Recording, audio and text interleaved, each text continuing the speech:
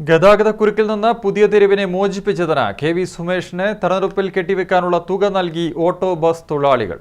Red സോണിലായിരുന്ന പുതിയ തെരു ഇന്ന് green സോണിലാണ്. അതുവഴി യാത്ര ചെയ്യുന്ന ആർക്കും എം.എൽ.എയെ മറക്കാൻ കഴിയില്ലെന്ന് ഡ്രൈവർമാർ പറഞ്ഞു. ഗതാഗതക്കുരുക്കിന്റെ പേരിലാണ് പുതിയ തെരു എന്നും അറിയപ്പെട്ടിരുന്നത്. അതിലൂടെ ഒരു യാത്ര എന്നത് എന്നും ദുഷ്കരമായിരുന്നു. അവിടെ എന്തു ചെയ്യാൻ കഴിയും എന്നതിനെക്കുറിച്ചുള്ള ആലോചനയ്ക്ക് വർഷങ്ങളുടെ പഴക്കമുണ്ട്.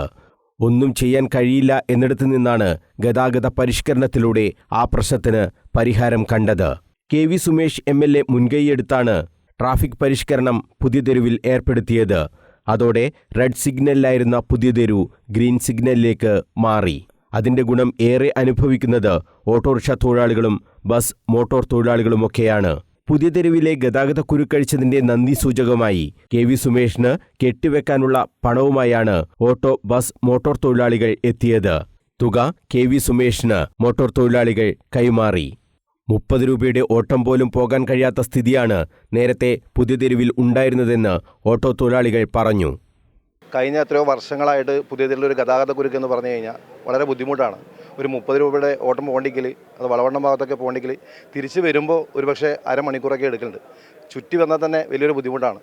അങ്ങനെ ഉണ്ടായപ്പോഴാണ് എം.എൽ.എയോട് കാര്യം പറഞ്ഞപ്പോൾ കൃത്യമായിട്ട് അത് ഇടപെട്ട് ഞങ്ങൾക്ക് വേണ്ടിയുള്ള ഗതാഗത സൗകര്യം ഒരുക്കി തന്ന് ഞങ്ങൾക്കിപ്പോൾ മഞ്ഞക്കൊക്കെയായാലും വളവണ്ണം ഭാഗത്തൊക്കെ ട്രിപ്പ് പോയി കഴിഞ്ഞാൽ വളരെ പെട്ടെന്ന് തന്നെ തിരിച്ചു വരാൻ വേണ്ടി പറ്റുന്നുണ്ട്.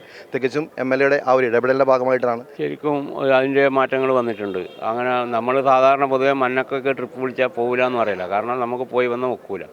പക്ഷേ ഇപ്പോൾ അങ്ങനെയുള്ള പ്രശ്നമില്ല. ആര് വന്നാലും ഇടത്തേക്ക് വന്നാലും നമ്മൾ പോകാൻ തയ്യാറാണ്, കാരണം നമുക്ക് വേഗം പോയിട്ട് വരാൻ പറ്റുന്ന സൗകര്യമുണ്ട്.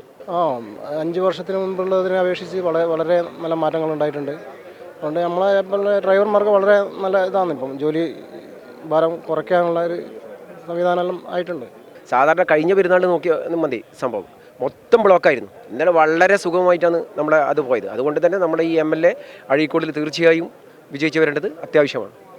ജില്ലാ ഭരണകൂടം, traffic regulatory committee, police, Chirakkal panchayat എന്നിവരും എം.എൽ.എക്കൊപ്പം ചേർന്നതോടെയാണ് ഗതാഗതക്കുരുക്കിന് 1 വർഷം മുമ്പ് പരിഹാരം കണ്ടത്.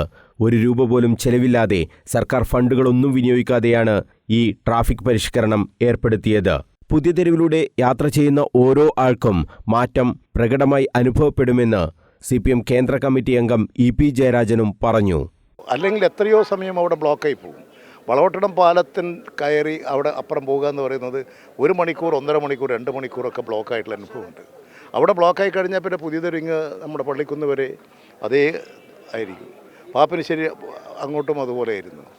ഇന്ന് സുഖകരമായി പോകുന്ന യാത്രക്ക് സൗകര്യമൊരുക്കിയത് ഒരു ജനസേവനത്തിൻ്റെ രംഗത്ത് നിന്ന് പ്രവർത്തിക്കുന്ന സഖാവ് സുമേഷിൻ്റെ ശക്തമായ ഇടപെടൽ കൊണ്ടാണ്, നടപടി കൊണ്ടാണ്, അദ്ദേഹത്തിൻ്റെ ബുദ്ധിപരമായിട്ടുള്ള ചിന്തയുടെ ഭാഗമായിട്ടാണ് ആ ട്രാഫിക് സിസ്റ്റം തന്നെ അദ്ദേഹം രൂപപ്പെടുത്തിയത്.